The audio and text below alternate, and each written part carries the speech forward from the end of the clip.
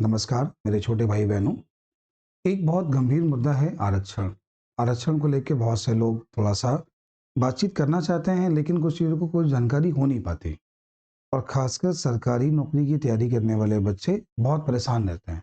क्या परेशान रहते हैं कि जनरल की मेरिट सर यहाँ गई, ओबीसी की मेरिट सर हमारी यहाँ गई और सर हमारे नंबर जनरल से ज़्यादा हैं, तो और हमारे नंबर जनरल से ज़्यादा हैं, तो हमको जनरल में क्यों नहीं लिया गया? एससी वाला बच्चा कहता है कि सर मेरे नंबर जनरल से ज़्यादा हैं, तो हमको सीट एससी वाले में क्यों मिली, जनरल में क्यों नहीं मिली? इन सारे जितने भी आपके क्वेश्चंस हैं, इस वीडियो को पूरा सुनना, आपको हर बात का आंसर मिल जाएगा, हर बात का आंसर मिल जाएगा। देखो, मैं अपने जो भी ये बातें बता रहा हूँ, अपनी समझ के अनुसार जो मुझे जानकारी है वो बता रहा हूँ। अगर कोई आपको जानकारी थोड़ी गलत लगती है, तो आप मैसेज के माध्यम से मुझे बता सकते हैं, मैं उसमें सुधार कर लूँगा, ठीक है? लेकिन जो मुझे पता है मैं आपको वो सिखा रहा हूँ, वो आपको बता रहा हूँ। और ये बहुत महत्वपूर्ण है आप सभी के लिए, आप सभी के लिए, आप चाहे गार्जियन हों या आप विद्यार्थी हों, महत्वपूर्ण दोनों के लिए है। एक फैसला आया एसएससी जीडी का, एक ऐसा केस हुआ था, ये केस है एसएससी जीडी का पेपर से। इसमें क्या होता था, जनरल मेरिट, ओबीसी मेरिट और एससी मेरिट अलग-अलग बनती हैं। मैं आपको केवल एक डाटा बता रहा हूँ, एक साक्ष्य बता रहा हूँ कि ऐसी एक घटना हुई जो कि कोर्ट पे पहुँची।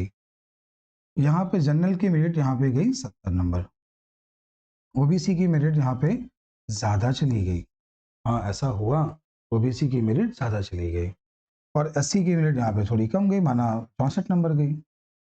एक ऐसा विद्यार्थी जो 72 नंबर लिया था, 72 नंबर लेके आया, ओबीसी का विद्यार्थी था, 72 नंबर लेके आया और उसको फ़ेल किया गया।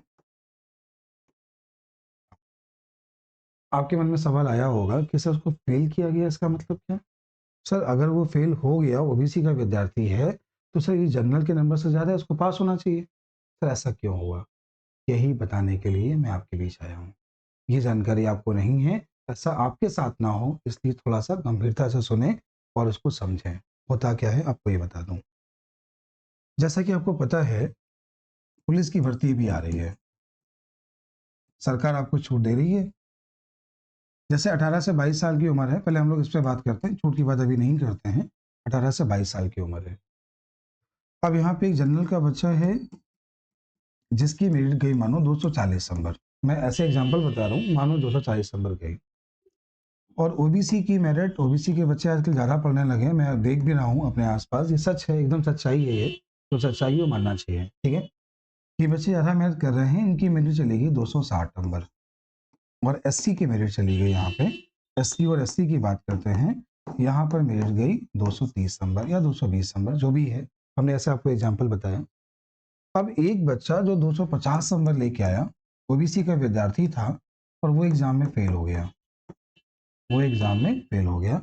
आपको लग रहा होगा सर आप कैसी बात कर रहे हो? सर ऐसा कहाँ हो सकता है? वो अगर फेल होगा तो उसको जनरल में काउंट कर लेंगे, पास हो जाएगा वो। हाँ, लेकिन ऐसा नहीं है, ऐसा बिल्कुल भी नहीं है। सुनना, समझना। एक नियम है उच्च न्यायालय का, नियम क्या है? जैसे ही जनरल की उम्र 18 से 22 साल है, ठीक है?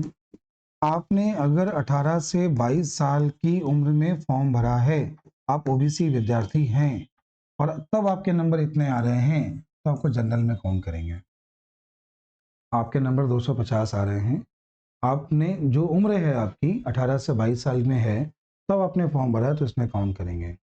अगर आपकी उम्र 22 साल से ज़्यादा है, मानो 24 साल है, 25 साल है, ये उम्र आपकी है, तो आपने यहाँ पे अपने आरक्षण का इस्तेमाल कर लिया है।